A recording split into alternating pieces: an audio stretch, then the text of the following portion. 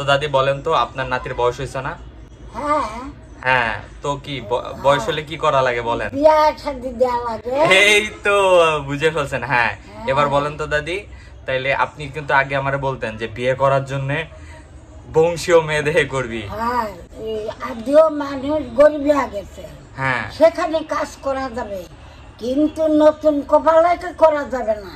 মানে দাদি কি বুঝাইলো যে আঙ্গুল ফুলে যারা কলা গাছ আছে না, যারা হ্যাঁ সদ্য বড় লোক হয়েছে, হ্যাঁ। ওই সকল ঘরের মেয়েকে পছন্দ করা যাবে না। হ্যাঁ। দাদি আপনার বয়স 90 এর বেশি না এখন?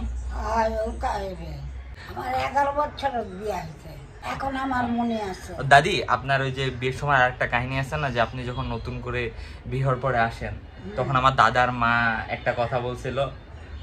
মহিলা হ্যাঁ, ওটা একটু বলেন তো। আসলো না, দাদার মা ছিল না। দাদার মা ওই এই শেরপুর বাপের বাড়ি, শেরপুর গেছিল মেলা খাবা, থলের মেলা। ওখান থাকা শোনা পাচ্ছে যে মহিলা, মহিলা কিরকম ভাবে আমি মানুষের মুখ দেখাবো, এই কথা বলছিল। হ্যাঁ। এখানে আরেকটা কথা ছিল, এইভাবে নাকি বলছিল যে আমার দাদা হচ্ছে অনেক উঁচু লম্বা, মানে মানে আমরা আমাদের পরিবারে যেমন সবাই উঁচু লম্বা, প্রায় 6 ফুটের কাছাকাছি বা 6 ফুটের বেশি। আর হচ্ছে সেরকম আমার দাদা ওরকম লম্বা চওড়া ছিল, ফর্সা ছিল। তো আমার দাদার মা বলছিল হচ্ছে দাদিকে দেখার পরে যে আমার চাঁদের গায়ে গ্রহণ লাগছে। চাঁদের গ্রহণ লাগছে, হ্যাঁ এটা বলছিল। চাঁদের গ্রহণ লাগছে। কিন্তু কিন্তু এই কথা আমার নানির কাছে শোনা। আমার দাদা প্রায় 10 বছর মতো দাদি বিছানায় পড়েছিল না, তো আমার দাদার এক সাইড প্যারালাইজ ছিল। তো এর ফলে দাদা হচ্ছে বিছানায়, হ্যাঁ বাম সাইড, তো বিছানায় প্রায় 10 বছর মতো পড়েছিল। এটা আমি আমি আমি যখন 2-3 পড়ি তখন আমার দাদা মারা গেছে। তো এটা অনেক আগের বিষয়, বুঝতে পারতেছেন।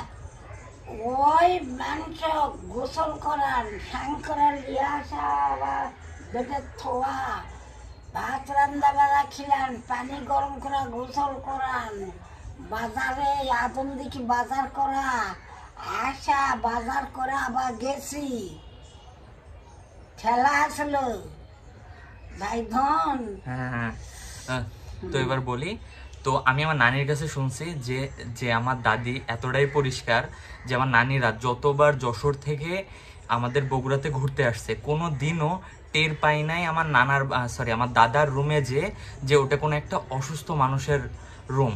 এতই পরিপাটি করে থুইতো আমার দাদি। হ্যাঁ, তো তো আর শুধু তাই না, আমার আমার কাকা হচ্ছে প্রাইভেট পড়াইতো, আমার এক কাকা প্রাইভেট পড়াইতো। তো সেই কাকার কাছে আমাদের এই এলাকার বেশ কিছু চাচা টাচা আরও অনেকেই প্রাইভেট পড়ছে এলাকার।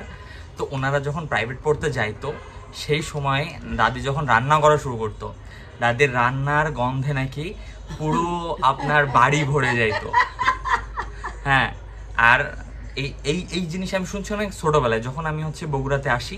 এরপরে শোনার পরে আমি আমার দাদির যেই কবার যতগুলো রান্না ট্রাই করছি, আমার লাইফের সব থেকে বেস্ট রান্না হচ্ছে দাদির ছিল।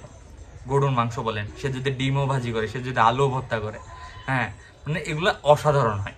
হ্যাঁ মানে আপনি বুঝতেই পারবেন, গরুর মাংস একেবারে ভুনা করে সুন্দর করে সেরকম একটা ফ্লেভারফুল এনে যেরকম করে করা যায় না, মানে আমার দাদির কথা হচ্ছে, আমার দাদার মা যেটা বলছিল যে চাঁদের গায়ে গ্রহণ লাগছে। হ্যাঁ, কিন্তু আসলে চাঁদের গায়ে আর একটা চাঁদ লাগছে, মানে আমার দাদির মানে আপনার গুণের অভাব ছিল না। হ্যাঁ, এদিক থেকে আমার দাদা জিতছে, আমি ওটা নিজেও মনে করি। আমার দাদি যখন দাদা সম্পর্কে গল্প করে, হ্যাঁ মানে ইউ ফিল লাইক আপনি সিনেমার কোনো তামিল হিরোর যেমন একটা এন্ট্রি হয় না, হ্যাঁ সেই রকমভাবে আমার দাদি গল্প করে। গল্পগুলো শুনতেও ভালো লাগে। আমি জানি না আপনারা কতজন তার ভাষা পুরোপুরি বুঝতেছেন, বাট যদি বুঝতে পারেন মজা পাবেন, বুঝছেন? বুঝতে পারবে না, ওই যে অনেকে আবার এলাকার টান আছে না দাদি, এই যে যেমন আমাদের বগুড়ার একেবারে পিওর যে এলাকার টানগুলো, সেগুলো তো দাদির মধ্যে আছে। আর সবাই তো এলাকার ভাষা পুরোপুরি বুঝে না, এই কারণে আমি কথাটা বললাম।